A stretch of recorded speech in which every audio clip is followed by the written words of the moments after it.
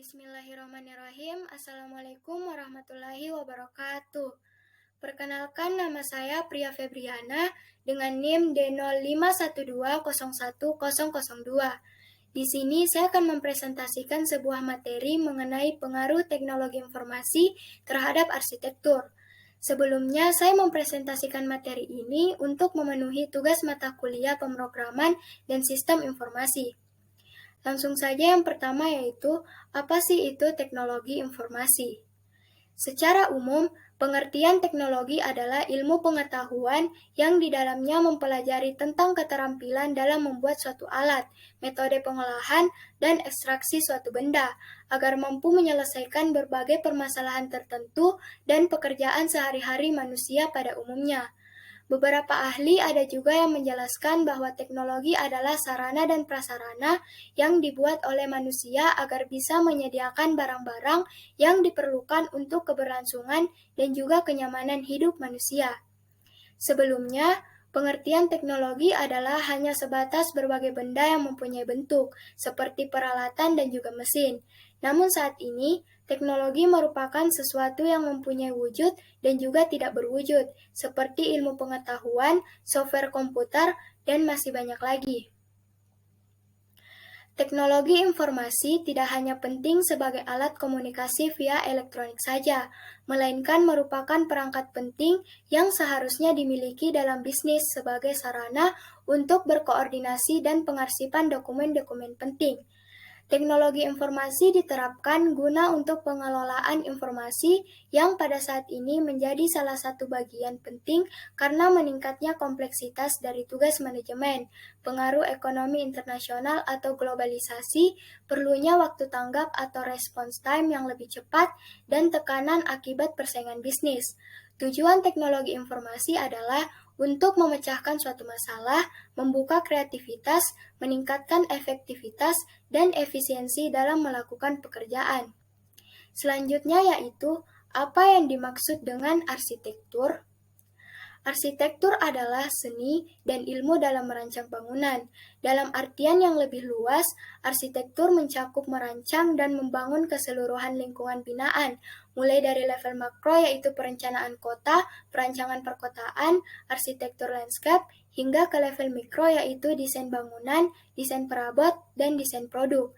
Arsitektur juga merujuk pada hasil-hasil proses perancangan tersebut. Secara umum, arsitektur bisa diartikan sebagai sebuah ilmu perancangan bangunan atau sistem pendirian bangunan yang mencakup struktur, konstruksi, dan dekorasi. Kegiatan arsitektur erat kaitannya dengan aktivitas pembangunan maupun konstruksi. Secara umum, arsitektur mempelajari 3 hal. Yang pertama yaitu kekuatan bangunan atau biasa dikenal dengan firmitas. Yang kedua yaitu estetika atau keindahan bangunan yang biasa dikenal dengan venustas. Dan yang ketiga adalah fungsi bangunan atau yang biasa dikenal dengan utilitas. Selanjutnya yaitu bagaimana pengaruh teknologi informasi terhadap arsitektur. Secara umum, bisa dikatakan terdapat 2 tahapan teknologi informasi masuk ke dalam dunia perancangan arsitektur. Pada tahap awal, teknologi dalam dunia arsitektur hanya sebagai alat visualisasi desain. Namun, sejalan berkembangnya teknologi tersebut, kini teknologi informasi dapat digunakan sebagai bagian dari proses perancangan atau desain, juga sebagai alat bantu berpikir dalam proses perancangan. Tidak hanya itu, teknologi mampu melakukan beberapa analisa dan evaluasi terhadap desain. Hal ini sangat menguntungkan para kalangan arsitek sehingga mereka dapat menghasilkan suatu desain yang lebih optimal. Oleh karena itu, teknologi digital sangat membantu arsitek ataupun desainer dalam proses perancangan arsitektur, sehingga di era modern ini, dunia perancangan arsitektur sudah tidak bisa dipisahkan lagi dari hal-hal yang berbau teknologi. Walaupun tidak dapat dipungkiri juga bahwa terkadang metode desain tradisional seperti sketsa-sketsa konseptual juga masih diperlukan dalam proses perancangan arsitektur. Terkait teknologi, komputer dalam dunia arsitektur hanya digunakan sebagai media pengganti kertas dan pensil, ataupun alat gambar lainnya dalam proses drafting atau drawing maupun modeling. Komputer bertindak sebagai media yang pasif pada tahap ini. Arsitek memiliki peran penuh dalam menginstruksikan komputer untuk menciptakan garis, bentuk geometri, mengkonstruksi objek, dan sebagainya. Adapun implementasi teknologi informasi pada perancangan arsitektur yaitu yang pertama, penyebaran informasi langsung atau real time melalui internet. Hanya dengan beberapa klik pada mouse, seseorang dapat berselancar di internet, menemukan dan melihat gaya-gaya arsitektur terbaru dari seluruh bagian dunia.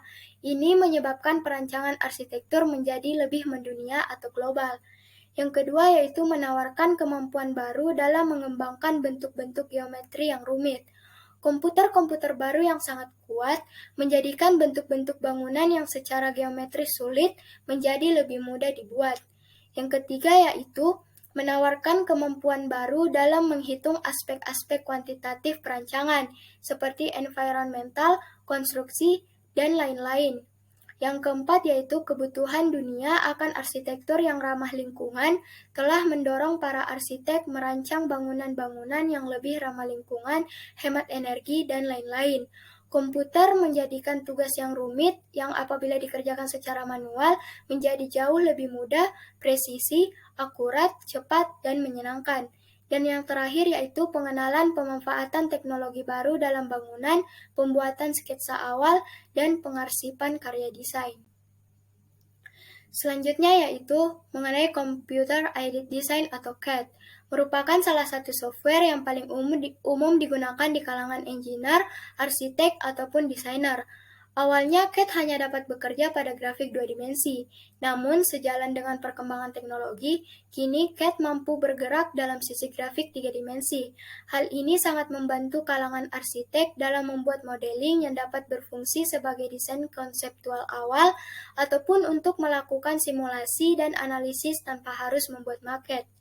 CAD, baik itu CAD 2 dimensi maupun 3 dimensi, hanya berfungsi sebagai tools dalam merancang atau mendesain maupun sebagai alat bantu gambar, bukan sebagai alat yang dapat menghasilkan atau menciptakan suatu rancangan atau desain yang baru. Artinya, peran arsiteklah yang paling besar dalam mengoperasikan software atau komputer tersebut. Teknologi digital dalam dunia arsitektur tidak hanya sebatas pada CAD. Terdapat berbagai software lainnya yang dapat membantu kerja daripada arsitek seperti 3ds Max dan SketchUp. Pada prinsipnya, cara kerja program ini juga hampir sama dengan CAD, karena program ini juga berfungsi sebagai tools yang dapat membantu proses gambar menjadi lebih efisien, bukan menciptakan desain yang baru. Di samping itu, dalam dunia arsitektur juga dikenal beberapa program digital yang membantu dalam proses penyajian akhir ataupun presentasi, seperti CorelDRAW dan Photoshop. Semua software ataupun program tersebut membantu arsitek dan desainer menghasilkan produk penyajian gambar yang lebih menarik. Selanjutnya yaitu seiring dengan perkembangan teknologi, berkembang pula software ataupun program yang pada tahap ini telah bertindak sebagai agen yang ikut serta dalam proses mendesain arsitektur. Para arsitek sudah dapat bereksplorasi dengan komputer pada proses desain dalam berbagai aspek, seperti aspek bentuk, spasial, struktural, material, dan berbagai aspek lainnya. Dengan demikian, bentuk-bentuk geometri yang memiliki tingkat kompleksitas yang tinggi dapat diselesaikan dengan bantuan teknologi tersebut. Salah satu contoh software yang digunakan dalam mengeksplorasi bentuk-bentuk geometri yang kompleks dalam proses perancangan serta dapat sebagai instrumen analisis yaitu Ecotech Analysis dan Dynamo. Salah satu kegunaan software ini yaitu dapat mensimulasikan pengaruh dari lingkungan atau lahan perancangan bangunan seperti pencahayaan, pembayangan, penghawaan yang akan berpengaruh terhadap keadaan termal di dalam bangunan nantinya. Sedangkan aplikasi Dynamo berfungsi untuk membuat gubahan bentuk pada bangunan berdasarkan pada parameter. Pada slide telah terdapat dua gambar. Yang pertama yaitu proses desain yang menggunakan teknologi komputer, dan yang kedua yaitu eksplorasi pada desain eksterior bangunan. Hadirnya teknologi digital dalam dunia desain arsitektur memudahkan kerja dari arsitek ataupun desainer. Produk gambar bisa dihasilkan dalam waktu yang lebih cepat dan lebih akurat. Di samping itu, arsitek atau desainer juga dapat bereksplorasi dan melakukan inovasi dalam berbagai aspek dengan menggunakan bantuan teknologi digital untuk arsitektur. Contohnya saja penggunaan software untuk melakukan eksplorasi bentuk-bentuk geometri dengan tingkat kompleksitas tinggi yang tidak bisa diselesaikan secara manual. Dengan bantuan beberapa program komputer atau software seperti Rhinoceros dan Grasshopper, arsitek ataupun desainer dapat berinovasi untuk melakukan simulasi terhadap pola geometri yang lebih kompleks. Tentu saja di sini dibutuhkan keahlian lebih dari arsitek maupun desainer untuk memahami aspek-aspek dasar matematika geometri. Hal ini diperlukan karena nantinya data-data dalam bentuk matematika geometri lah yang akan dijadikan parameter dalam membuat objek-objek virtual tersebut. Selanjutnya yaitu terdapat dua gambar yang merupakan proses desain yang menggunakan sketsa. Selama beberapa dekade terakhir, perkembangan teknologi digital berkembang sangat pesat. Para arsitek, desainer, maupun mahasiswa arsitektur berusaha untuk menerapkannya dalam proses desain. Akan tetapi hal ini tidak serta-merta menghilangkan atau meninggalkan metode desain tradisional yang menggunakan sketsa-sketsa pensil atau alat gambar lainnya, terutama dalam proses pendidikan arsitektur. Dalam hal ini, terutama mahasiswa arsitektur dalam pendidikannya masih mengkombinasikan antara penggunaan metode tradisional dengan metode digital. Itulah tadi beberapa presentasi materi saya yang dapat saya sampaikan. Pada akhirnya kita telah sampai pada tahap kesimpulan, yaitu dunia desain arsitektur tidak bisa dipisahkan dari teknologi, baik teknologi informasi maupun digital.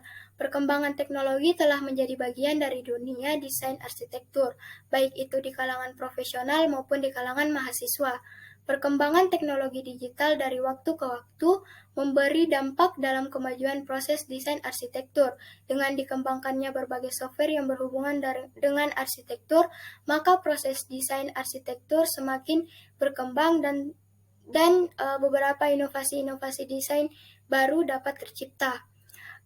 Banyak dampak positif yang bisa kita ambil dari perkembangan teknologi informasi. Namun tentu saja di balik dampak positif tersebut tentu terdapat dampak negatif. Dampak negatifnya seperti generasi muda yang semakin kecanduan serta ketergantungan dengan hadirnya perkembangan teknologi ini. Oleh karena itu, di tengah majunya perkembangan teknologi tersebut, sudah seharusnya kita menyikapinya dengan bijak. Hal ini dilakukan untuk menghindari dampak negatif tersebut. Saya rasa sekian untuk presentasi materi kali ini. Kurang dan lebihnya mohon dimaafkan.